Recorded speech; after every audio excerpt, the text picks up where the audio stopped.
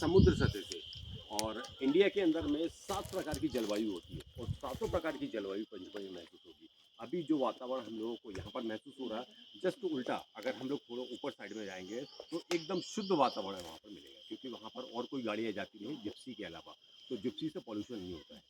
अच्छा, एक चीज़ और है, आपके मोबाइल में जहाँ कहीं भी गड्ढे में जाते हैं तो आप लोग हमेशा ये परेशान होते हैं और अपने एरिया में रहते हैं तो हमेशा क्यों परेशान होते हैं? क्योंकि किसी का भी फ़ोन आ गया, ये हो गया, वो हो गया, यहाँ जाना, वहाँ जाना।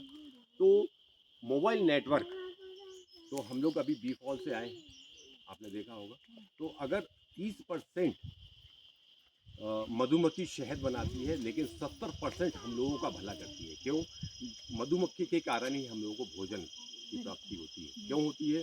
पॉलिनेशन समझते हैं? पॉलिनेशन, परागकण, मतलब इस पौधे से निकल कर दूसरे पौधे में जाएगी, फिर प्लांट का निर्माण, दूसरा मतलब उसका वो एक क्या बोलना चाहिए कि किसानों को, हम लोगों को उसका फ़ायदा होता है, ये मधुमक्खी का। इसीलिए आपके मोबाइल में नेटवर्क नहीं होगा, वो नहीं होगा का रीज़न रेडिएशन के कारण जितने भी कीट पतंगे होते हैं या बर्ड्स होते हैं वो मर जाते हैं, है ना? इसलिए उसका फ्रिक्वेंसी कम कर देते हैं, ये मेन रीज़न है। तो जहाँ कहीं वाइल्ड लाइफ होगी वहाँ पर आपका मोबाइल काम करना बंद कर देगा, ये बहुत बड़ा रीज़न है ना? क्योंकि मैं आपको अगर एक चीज़ बताऊँ कि दिल्ली का स्टेट बर्ड जो है, हम लोग अक्सर खेतों के आसपास में देखा करते थे गौ गौरैया को।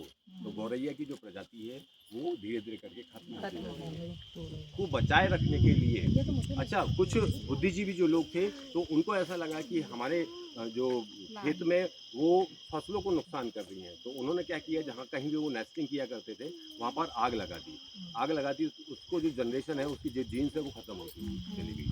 लेकिन बाद में जब क्या पता चला कि ये उन जो कीड़ों को खाती थी वो, है ना, तो उल्टा नुकसान उनका होने लगा, है ना? कीड़े फिर वो फसलों को नुकसान करने लगे। तो ऐसे करके तो दिल्ली का जो स्टेट बर्ड है उसका नाम है हाउस स्पैरो, जिसको हम लोग गौरैया बोलते हैं। तो ये नेचर का बहुत बड़ा ध्यान रखा जाता है। ऐसे ही करके आपने एक चीज़ और सुना होगा कि गिद्ध जो है वो धीरे धीरे खत्म होते जा रहा है। तो गिद्ध को, अच्छा, अगर कहीं कोई जानवर मर गया और मरने के बाद में उसकी जो स्मेल होती है उसमें बैक्टीरिया होते हैं, उससे हम लोगों को खतरा होता है। तो गिद्ध क्या करते थे, उसका जितना भी मांस होता था मरा हुआ जानवर, उसको सफाई कर्मी या सफाई करता बोलते हैं भारतवर्ष में या विदेशों में भी। एक जगह ऐसी है जहाँ पर जो मृत शरीर जो मर जाता था उसको ऐसे लटका दिया करते थे और गिद्ध उसको नोच नोच के खाया करते थे उसकी बॉडी को। क्यों करते थे? क्योंकि उनका ऐसा कहने का मतलब था कि हमारे पूर्वज हैं ये, और इसको खाने से हमारे पूर्वजों की आत्मा को शांति मिलेगी। तो गिद्ध को, लेकिन किसी कारण से एक दवा जो बनी थी उस कारण से उस गिद्ध की धीरे धीरे करके जाति नष्ट होती हुई चली गई। लेकिन अभी वैज्ञानिकों ने ऐसा निकाला है कि वो उसकी प्रजाति जीवित है ना? हमारे यहाँ भी काफ़ी गिद्ध हुआ करते थे। तो ऐसे करके नेचर का बहुत बड़ा देन है पंचमढ़ी का जंगल। और ये टोटल 32 वर्ग किलोमीटर का एरिया है। और इस 32 वर्ग किलोमीटर के एरिया में सबसे ज़्यादा अगर आपको पेड़ नज़र आएंगे वो ये साल के पेड़ हैं। ये चौथे नंबर की सबसे मजबूत टिकाऊ और इमारती लकड़ी है। इस लकड़ी की एज की बात किया जाए तो 10,000 ईयर, 10,000 साल तक ये लकड़ी खराब नहीं होती है। तो जब विदेशी शासन यहाँ पर था तो उन्होंने इस लकड़ी के जो उपयोग है सबसे पहले शिप में किया, बहुत बड़े बड़े जो जहाज हुआ करते हैं उसमें किया, है ना, क्योंकि पानी में पड़ा रहे तो खराब नहीं होता। फिर हमने, चलो वो चीज़ हमने नहीं देखी, हमने जो देखा है रेल की पट्टी के सेंटर में जो स्लीपर बनाए जाते थे उसमें इस लकड़ी का यूज़ हुआ है। तो ये बहुत मजबूत टिकाऊ इमारती लकड़ी है।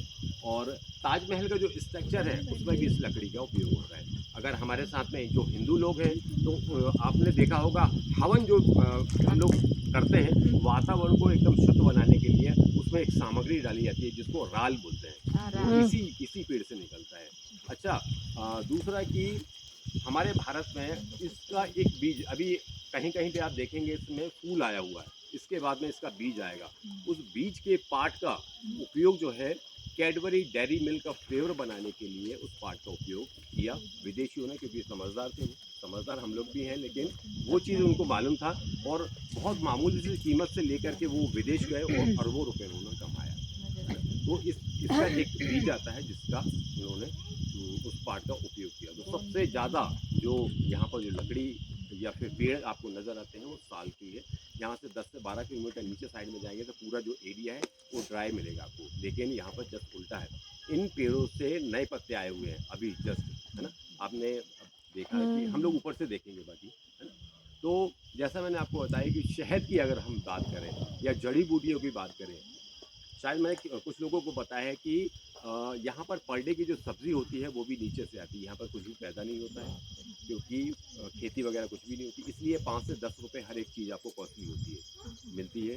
यहाँ पर जो होती है वो जड़ी बूटियाँ होती है, वो जड़ी बूटियों से ही शहद तैयार होता है। तो शहद यहाँ पर बहुत फेमस है। ए से जेड तक जितने भी आयुर्वेदिक गुण होते हैं वो शहद में पाए जाते हैं। तो वर्ल्ड का 2nd नंबर का शहद होता है। बाकी मैंने कुछ लोगों को बताया कि शहद और भी होता है, डाबर का, पतंजलि का, वैद्यनाथ का जो हनी होता है उसमें एक्सपायरी डेट लिखी हुई थी, लेकिन अगर शुद्ध शहद है तो कभी भी एक्सपायर्ड होता नहीं है। आप लेके जा सकते हैं यहाँ से, सालों साल रखे रहें तो भी खराब नहीं होता, बच्चे से लेकर के बूढ़ा तक। मैंने ये प्रैक्टिकल भी किया है, कुछ लोग फेस पे वो बनाने में भी उसको यूज करते हैं और आंखों में भी डालते हैं, बहुत सारे उसके। अच्छा, आपके पीछे एक पेड़ लगा हुआ है, इसमें से जो फल आएगा वो ड्राई फ्रूट में सबसे महंगा है, बता सकते हैं? नहीं, काजू से भी ज्यादा महंगा है। किसने बोला? हाँ, चिरौंजी। अच्छा, महंगा होने का रीजन है ये आप ही लोग बता सकते हैं, आप लेडीज है ना, आप लोग भी बता सकते हैं, क्योंकि ब्यूटी प्रोडक्ट में इसका उपयोग किया जाता है ज्यादातर फेस पैक बनाने में। ये 4 का पेड़, अच्छा,